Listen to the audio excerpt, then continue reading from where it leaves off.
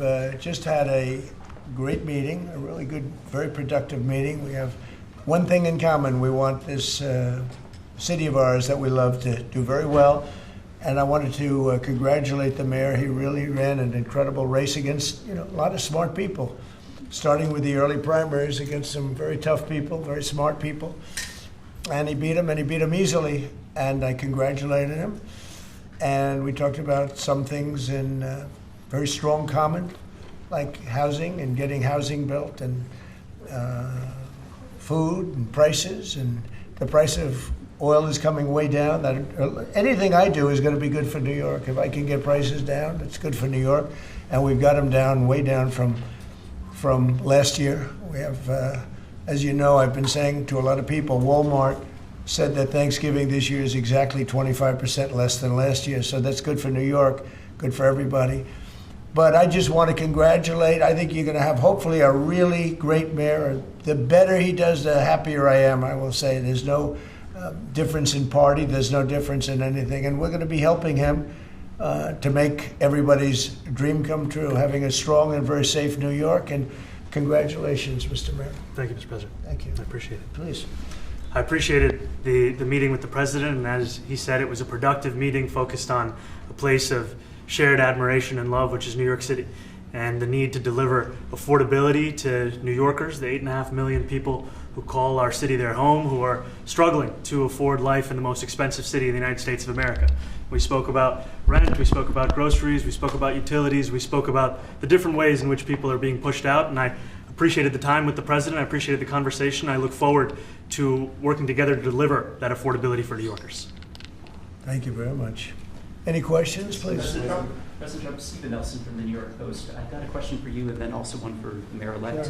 Sure. For you, you've referred to Mr. Mamdani as a communist. Could you describe why you feel that way? And also, will you do anything to stop him from arresting Prime Minister Netanyahu if he visits New York?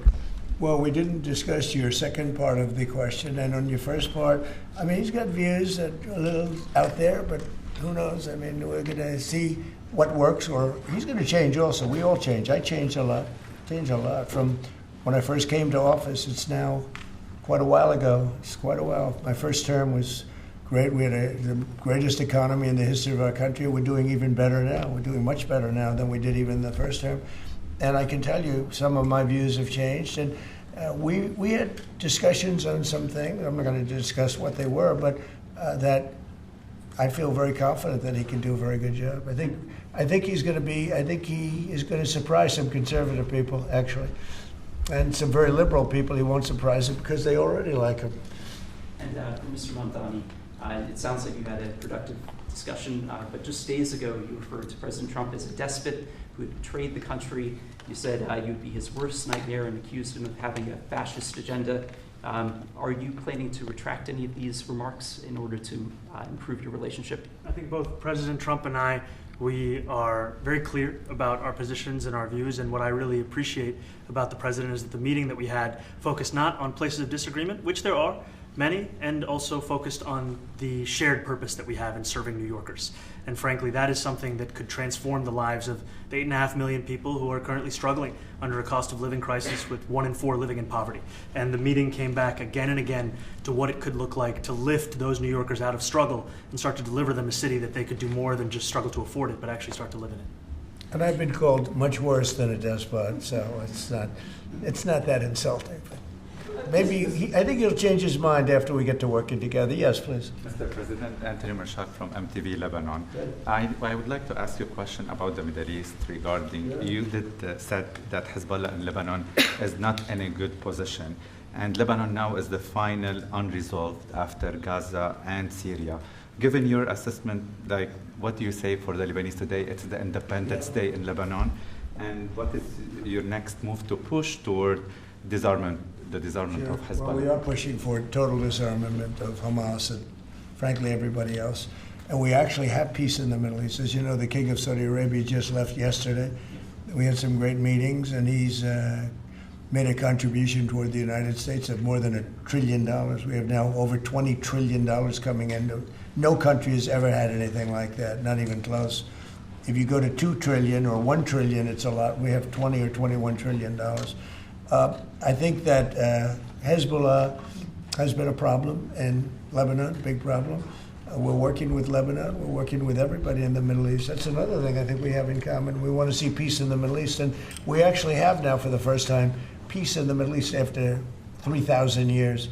And now we're going to refine it, and I think you're going to see some very positive things happen. There is a potential to invite the Lebanese president to meet you to the White House. I would do that, absolutely. And if the mayor would like to be here for that meeting, because I know he feels very strongly. I think you feel very, very strongly about peace in the Middle East. We desperately want it, and that's something that I shared with the president, that when I spoke to New Yorkers who had voted for the president last November on Hillside Avenue and Fordham Road, I asked them why. I heard again and again two major reasons. One was that they wanted an end to forever wars. They wanted an end to the taxpayer dollars we had funding violations of human rights, and they wanted to address the cost of living crisis. And I appreciated the chance to discuss both of those things. You said a lot of my voters actually voted for him, and I'm okay with that. President Trump, I have this hat as well. I'll do that. I'll sign it. Give it to me. I'll sign it in a minute. That's pretty good. Mr.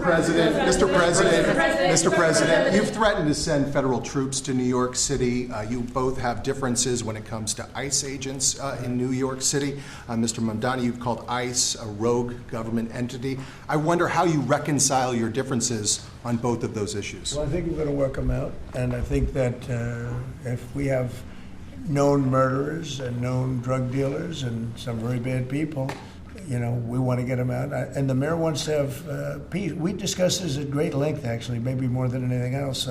He wants to have a safe New York. Ultimately, a safe New York is going to be a great New York. If it's not safe, no matter how well we do with pricing and with anything else, we can talk about anything you want. If you don't have safe streets, it's not going to be a success. So we're going to work together. We're going to make sure that if there are horrible people there, we want to get them out. I think he wants to get them out maybe more than I do. So we'll work together. We discussed it at great length. Yes, please. Two questions, if I may. One for you, Mr. President, on BBC in a second. But first of all, for the mayor-elect. You're both from different parts of the political spectrum. You're both populists, though, and I just wonder to what extent the president's campaign style, his techniques, his social media use inspired any part of your campaign. Well, I actually told the president that so much of the focus of our campaign has been on the cost of living crisis. And when we asked those New Yorkers who had voted for the president, when we saw an increase in his numbers in New York City, that came back to the same issue: cost of living, cost of living, cost of living. And they spoke about the cost of groceries, the cost of rent, the cost of Con Ed, the cost of childcare. And too often politicians are looking to lecture to New Yorkers what they should care about as opposed to listen. And when we spoke to those voters who voted for President Trump, we heard them speak about cost of living. We focused on that same cost of living, and that's where I am really looking forward to delivering for New Yorkers in partnership with the president on the affordability agenda. And I think we have to work a little bit. We talked about Con Edison. We have to work a little bit on getting the prices, because we've gotten fuel prices way down, but it hasn't shown up in Con Edison. And we're going to have to talk to them. If we're sending them fuel at a much lower price than it was a year ago, which is true, we have to get Con Edison to start lowering the rates. Absolutely. And if I may, last week you told me you were pushing ahead with your plans to sue the BBC for up to $5 billion. You're going to speak to Prime Minister Starmer as well. Is there any progress or any updates on those issues? Well, we get along very well with the Prime Minister. We made a deal with UK. I like him. He's a fine person. And, I think they have some big energy problems. They've got windmills all over the place. They're going to have to start using other methods because their energy is out of control. Talking about in the UK, it's out of control. And he's got that problem. He's got a big immigration problem, as you know, and he's got a big energy problem. And we talk about it. He's a good man. Prime Minister's a good man. Have you had a chance to speak this week? I haven't spoken this week. Have you spoken to President Zelensky, or do you intend to meet with him, President Zelensky, about your plan? Are you going to meet with him? I've spoken with their people. We have a plan. It's horrible what's happening. It's a war that should have never happened. It would have never happened if I was president, and it's a shame. And I thought they should have acted quicker. But it's a cold winter, and a lot of the you talk about utilities, but a lot of the big energy-producing plants have been under attack, to put it mildly, to put it nicely. We have a way of getting peace, or we think we have a way of getting peace. He's going to have to approve it. Just so sad, so many people. month, they lost 25,000 soldiers. This is something, we haven't seen anything like this since the Second World War. And they're averaging 6,000 or 7,000 a week between the two of them, dead soldiers. And it goes on. And I think they're getting reasonably close, but I don't want to predict. I would have said that would have been one of my early ones. I did 8 peace deals of countries, including in India, Pakistan. You could even go, in fact, they're coming here in a week or two, go to the Congo and Rwanda. That was 10 million people dead, and we worked something out on that. But so many. And the one I thought would have been, for me, because I have a very good relationship with President Putin, I thought that would have been maybe quicker. But it does take 2 to tango. And now you just see all the death. And, it doesn't affect us other than the fact that we don't want to see all those people dead. Really, it's on the other side of the ocean. It's a war that should have never happened. It did happen. I blame the person also sitting right behind this desk. This is a war that should have never happened, and it wouldn't have happened if I were president. But we're trying to save a lot of lives. They're losing 25,000 lives over the last short period of time. That's Ukrainian and Russian, and it's a shame. What happens if President? I want to ask the mayor-elect about a House resolution just passed overwhelmingly to condemn socialism, including with 86 Democrats, all of House Dem leadership, and the minority leader, Hakeem Jeffries, despite his endorsement of you. What's your reaction to that? I have to be honest with you, I focused very little on resolutions. Frankly, I've been focusing... Condemn socialism. I understand. I think the focus is on the work at hand. I can tell you I am someone who is a democratic socialist. I've been very open about that. And I know there might be differences about ideology, but the place of agreement is the work that needs to be done to make New York City affordable. That's what I look forward to. And I want to clarify your answer to Stephen Nelson. He asked about your comment calling the president a fascist, and your answer was, both President Trump and I have been clear about our positions and our views. Are you affirming that you think President Trump is a fascist? I've spoken about... That's okay. You can just say yes. Okay. All right. Okay. It's easier. It's easier than explaining it. I don't mind. And Mr. President, I wanted to ask you also about this Ukraine plan. Yeah. President Zelensky said today that his country would risk either giving up a partner or giving up its dignity. There's been criticism that this deal proposal... He doesn't like it? It's unclear. He was sort of tenuous about He'll it. have to like it, and if he doesn't like it, then they should just keep fighting, I guess. The suggestion that he made, though, was that if he doesn't accept it, that the U.S. would pull back its support for Ukraine. Is that Well, at some accurate? point he's going to have to accept something. He hasn't accepted. You remember right in the Oval Office not so long ago, I said, you don't have the cards. Don't forget, I inherited this war. This war never would have happened. I inherited this war. And I thought he should have made a deal a year ago, 2 years ago. The ultimate deal would have been if it never started. That would have been the good deal. That could have been done too if you had the right president, but you didn't have the right president. Mr. President, the cost of living is something that you and Mr. Mamdani seem to agree on. Democrats have run New York City for a long time, Mr. Mamdani. Do you see Democrat policy specifically as being a problem? And I'd like that be a question that both of you could answer in New York City. Look, I think that there are many things in our city where we have to own the responsibility of it, things that existed long before the president was the president. And those are also part of the message of our campaign, was to take on a broken politics of the past. And I ran against a number of candidates who represented different versions of that past. And what we found time and again is that working people were left behind in the politics of our city. And what we're looking to do is put those people right back at the heart of our politics so that we don't have a situation where we're in the wealthiest city in the history of the world, and yet 1 in 5 can't even afford $2.90 for a Metro card.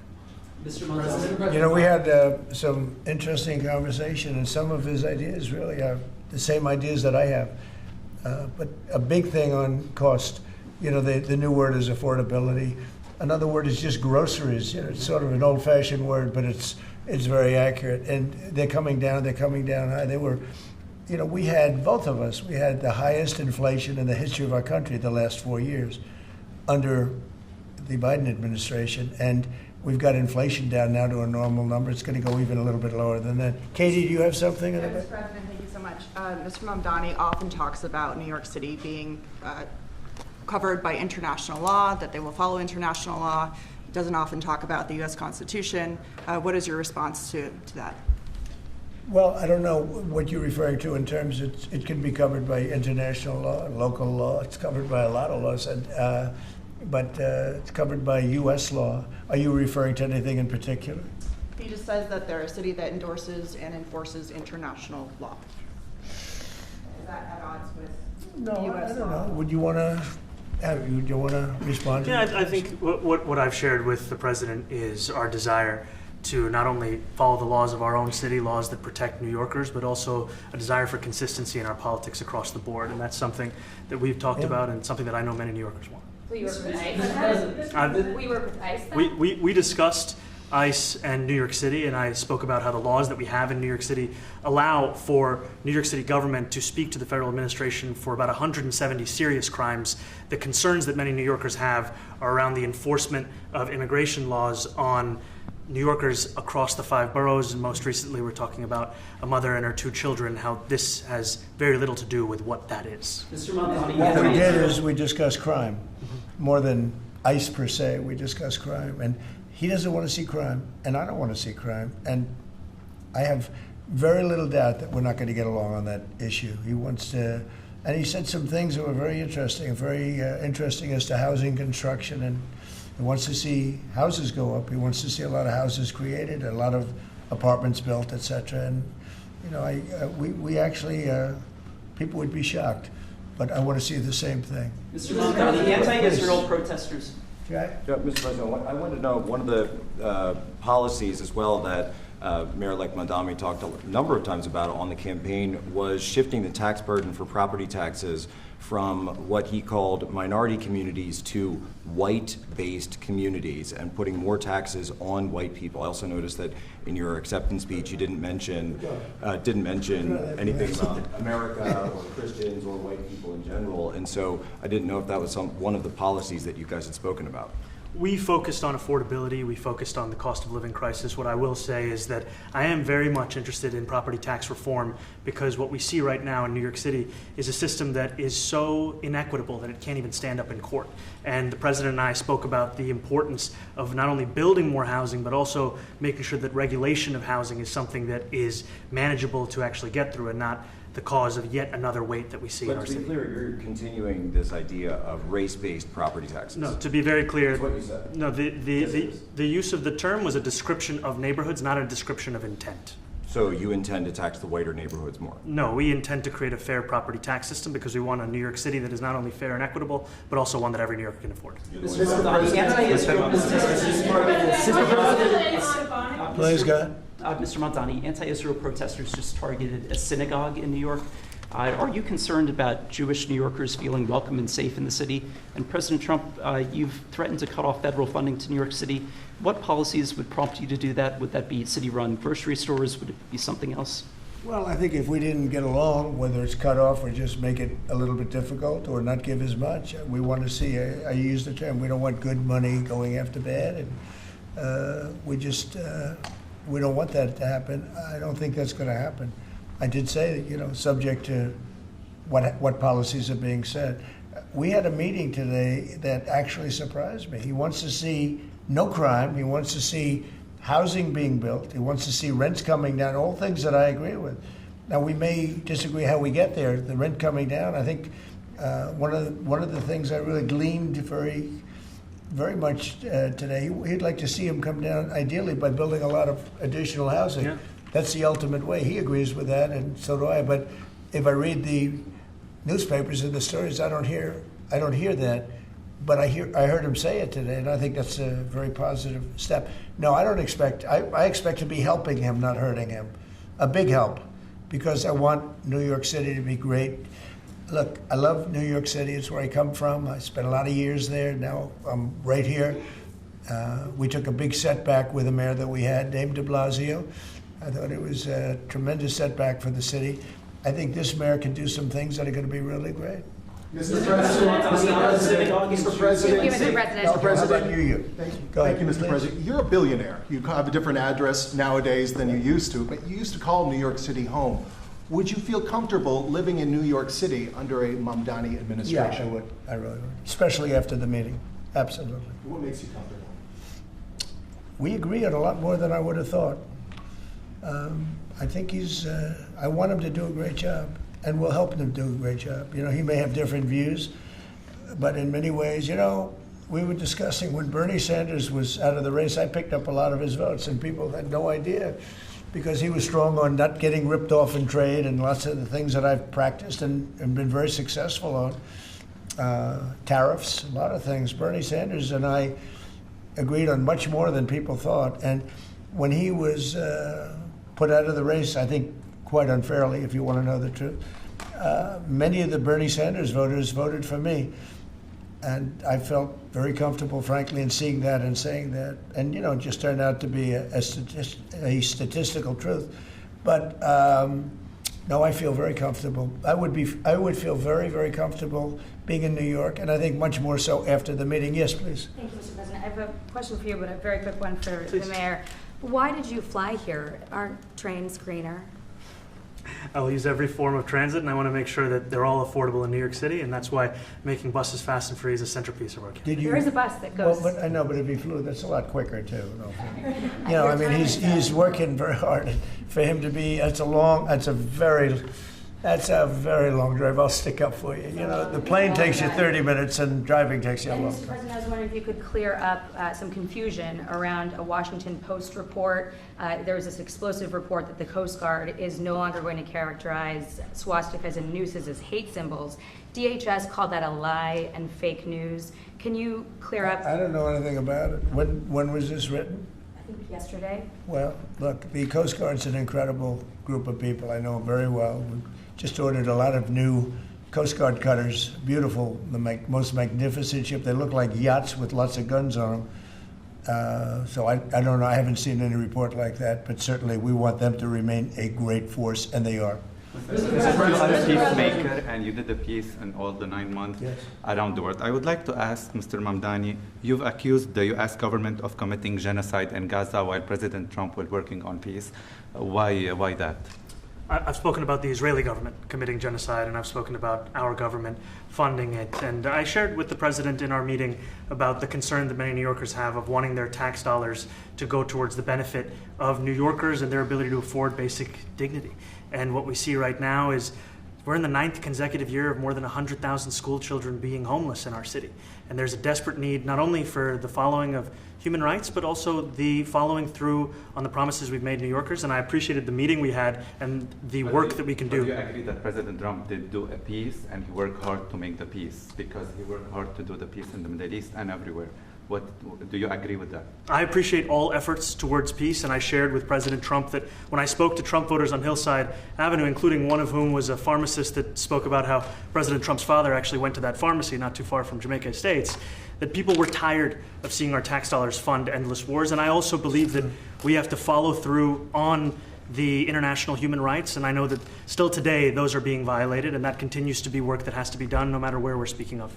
Mr. President, question for Mr. Thank you, Mr. President. Do you view the mayor-elect as the true leader of the Democrat Party? And do you think Leader Schumer's and Leader Jeffries, have to follow his lead? Well, look, I hope they have great leaders. This is a man that right now I think is focused in New York City.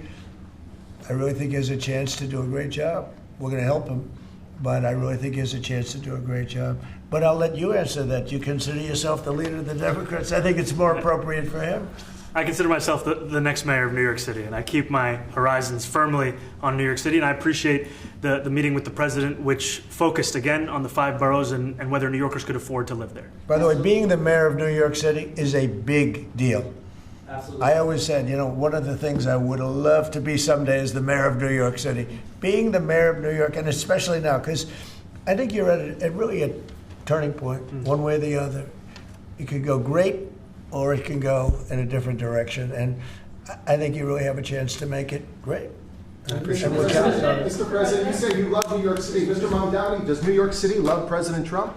New York City loves a future that is affordable. And I can tell you that there were more New Yorkers who voted for President Trump in the most recent presidential election because of that focus on cost of living. And I'm looking forward to working together to deliver on that affordability agenda. I got a lot of votes. One more. Go ahead. One or two more. Go ahead. One more. I tell you, the press has eaten this thing up. You know, I've had a lot of meetings with the heads of major countries. Nobody cared. This meeting that you people have gone crazy. You know, outside you have hundreds of people waiting. This is just a small little group. For some reason, the press has found this to be a very interesting meeting. The biggest people in the world, they come over from countries nobody cares. But they did care about this meeting, and it was a great meeting. Go ahead. Yeah, Mr. President, I was going to ask you exactly that. Why do you think there's so much more, so much excitement around this than even some foreign leaders? Because I think he's different. All right, I think he's different, and that can be in a very positive way. But I think he's different than, your typical guy runs, wins, becomes mayor maybe, and nothing exciting. Because he has a chance to really do something great for New York. New York is at a very critical point. And he does need the help of the federal government to really succeed, and we're going to be helping him. But he's different than, your average candidate. He came out of nowhere. I said he has a great campaign manager standing over there. He came out of nowhere. Would you start off at 1 or 2? And then I watched. I said, who is this guy? He was at 1, then he was at 3, then he was at 5, then he was at 9. Then he went up to 17. I said, that's getting a little bit interesting, right? And then all of a sudden he wins a primary that nobody expected he was going to win. It's a great tribute. I mean, it's an amazing thing that he did. And I'll just add one thing to what the president said. Is one thing I also appreciated is in our meeting to appreciate a portrait of FDR and the incredible work that was done with the New Deal, and also in thinking about what it can look like when the federal government and New York City government work together to deliver on affordability. It can be transformative. We have a great portrait of FDR that I found in the vaults that was missing for years. I found it, and I put it up. He's a Democrat, to the best of my knowledge. He's a Democrat. And when the mayor saw that portrait, he said, sir, do you mind if I have a picture taken by that portrait? It's an amazing portrait. I hope the picture comes out good. But it's an amazing portrait in the cabinet room. So he's a big fan of the New Deal, I guess, and of FDR. Yes, ma'am. Thank you, Mr. President. You said that you both spoke about crime. There are many police officers set to come off the rolls at the end of this year in New York City.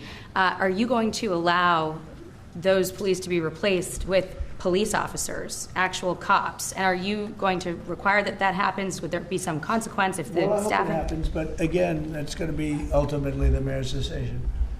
What's your answer?